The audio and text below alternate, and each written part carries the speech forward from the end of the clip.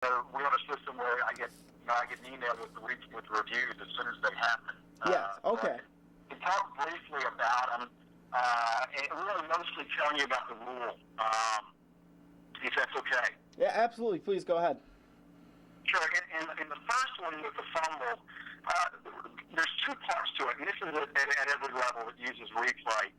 You have to prove two things, and you have to have visual evidence of two things. You have to have visual evidence that the runner fumbled the football prior to being down, and you must have visual evidence of a recovery.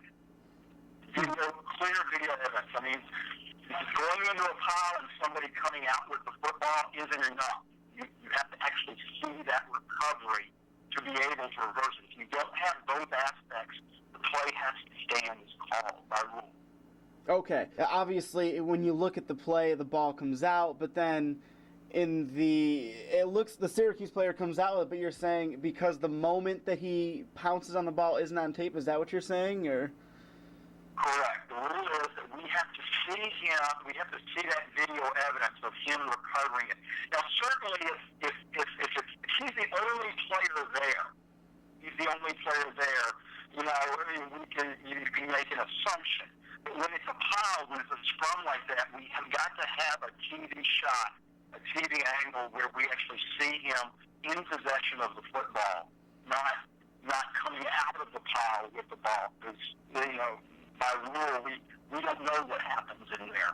Mm-hmm. We just can't make that assumption. I mean, the fumble kind of came behind the play. Do you think it could be argued that he was the only one there, that it wasn't a pile really, or what's your stance on that? I haven't really looked at it that closely. The only thing I know is there's a big pile of people there, and that's a pretty good indicator that we have to be able to see.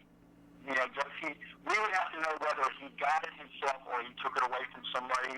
We don't know. I mean, in this particular case, it appears that we can't see it. It appears that we have no video shot of him recovering the football.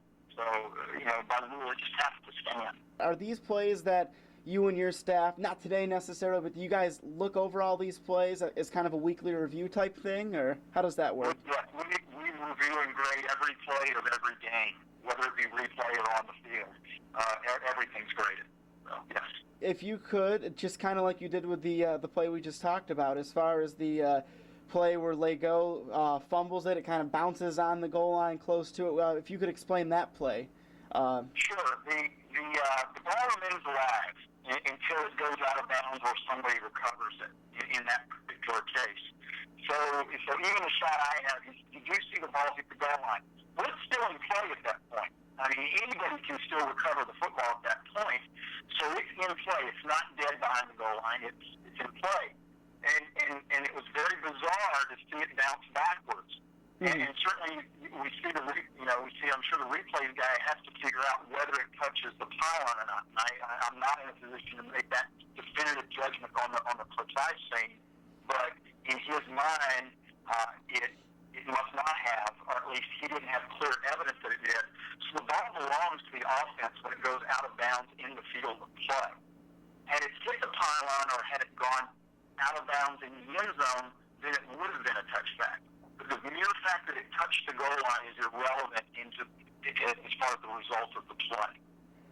Right, and well, I guess my question would be, what's the difference, when a ball carrier, say a running back, has the ball in his possession and he kind of crosses the plane there and it's ruled a touchdown. What's the difference between that and the instance where we had where the ball, bounces on the goal line but doesn't, and in that case, obviously, it's not essentially called being in the end zone as if a ball carrier. You understand where I'm coming from in that one? Right. Okay. And you answered your own question. It's possession. Possession of the football beyond the opponent's goal line is automatically fills the play and it's a touchdown. In this case, the ball's loose, and it remains loose. The ball could have been recovered in the end zone by the offense had it bounced that way, and it would have been a touchdown.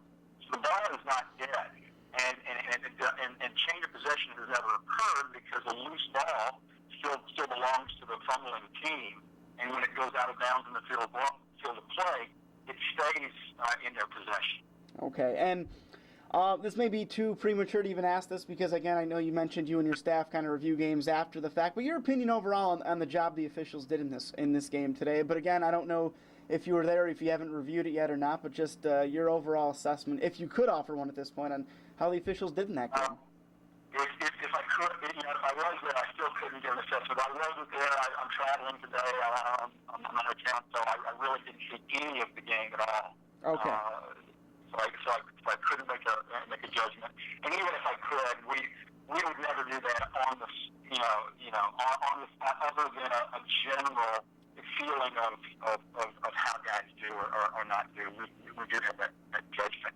But specifically, we want to get into the coach's video and team video before we really come to a conclusion of how well games appreciate. This might not be a question that's easy to ask or answer, but a lot of the feedback from our viewers, and of course who are Syracuse fans that live in this area, when they see plays that don't necessarily go the Orange's way, they seem to think there may be some sort of bias because teams like the Orange and Pittsburgh are leaving the conference after this year. What's your response when people levy that kind of assumption, saying that calls will be more favorable towards teams remaining in the conference as opposed to an exiting squad like Syracuse or Pitt? What's your response? I think the normal fan is going to find any reason whatsoever, regardless of the situation, of the circumstance, to find some ulterior motives from the officiating community when there simply is none. Our guys just go out and do the best job they can, regardless of what game they're working or where they're working. Anything else is completely irrelevant because when they're graded, it's are they correct or not is the only thing that matters, and that's how they go out and officiate. So, that's a normal thing that we're very used to in this business. Fans trying to find some reason that something went against their team when in all reality, if something did, it's just the game. It's just the way, the nature of the beast, played by humans, coached by humans, and officiated by humans. And certainly nothing else comes into the equation other than our guys trying to do the best they can, and sometimes they make a mistake. I mean, that's just has always happened, and always will happen.